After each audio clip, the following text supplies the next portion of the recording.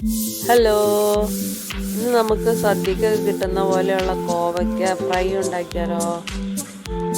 കോവയ്ക്ക കഴിക്കാത്തവർക്ക് ഇതുപോലെ ഒന്ന് ഉണ്ടാക്കി കഴിക്കാം കേട്ടോ. നല്ല ടേസ്റ്റാണ് കേട്ടോ കഴിക്കാനായിട്ട്.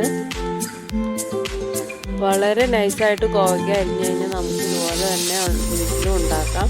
അതും കൂട്ടി ചോറ് കഴിക്കാനായിട്ട് നല്ല ടേസ്റ്റ് ആയിരിക്കും. അപ്പോൾ നമുക്ക് കോവയ്ക്ക ഫ്രൈ ഉണ്ടാക്കാനായിട്ട് തുടങ്ങാം. അതിനായിട്ട് ഞാൻ ഇത്രയും കോവയ്ക്ക എടുത്തിട്ടുണ്ട്. അത് വളരെ നൈസായിട്ട് ഇതുപോലെ അരിഞ്ഞെടുക്കണേ.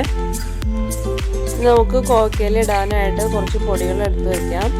2 ടേബിൾ സ്പൂൺ കോൺഫ്ലവറും 1.5 ടേബിൾ സ്പൂൺ മുളക് പൊടിയും 2 ടീസ്പൂൺ കുരുമുളക് പൊടിയും 2 ടീസ്പൂൺ മഞ്ഞൾപ്പൊടിയും ആവശ്യത്തിന് ഉപ്പും കുറച്ച് കായം കൂടി നമുക്ക് എടുക്കാം.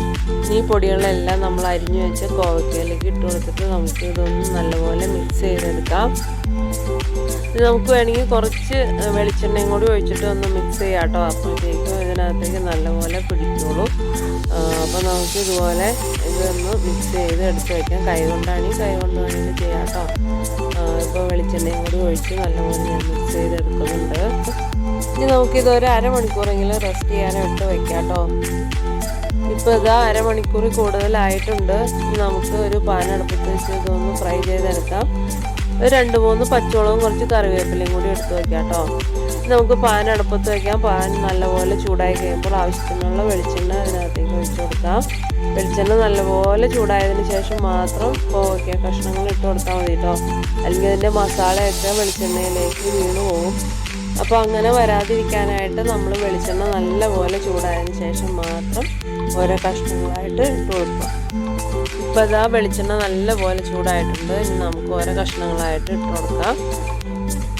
ഒരു സൈഡ് അത്യാവശ്യം വെന്തതിന് ശേഷം നമുക്ക് വീണ്ടും തിരിച്ചും മറിച്ചൊക്കെ ഇട്ട് കൊടുത്ത് ഫ്രൈ ചെയ്തെടുക്കാം.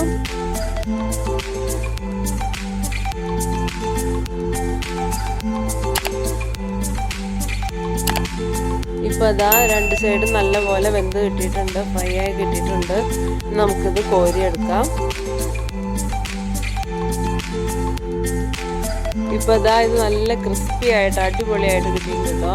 നമുക്കിതുപോലെ എല്ലാ കഷ്ണങ്ങളും വെളിച്ചെണ്ണയ്ക്കകത്തിട്ട് വറുത്തെടുക്കാം.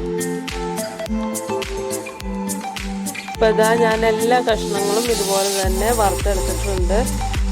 ഇനി നമുക്ക് അരിഞ്ഞു വെച്ച പച്ചമുളകും അതുപോലെ കറിവേപ്പിലയും ഇതിനകത്തിട്ട് ഒന്ന് ഫ്രൈ ചെയ്തെടുക്കാം കേട്ടോ. അതും കൂടി ആയി കഴിഞ്ഞാൽ നല്ല ടേസ്റ്റ് ആയിരിക്കും കേട്ടോ കഴിക്കാനായിട്ട്.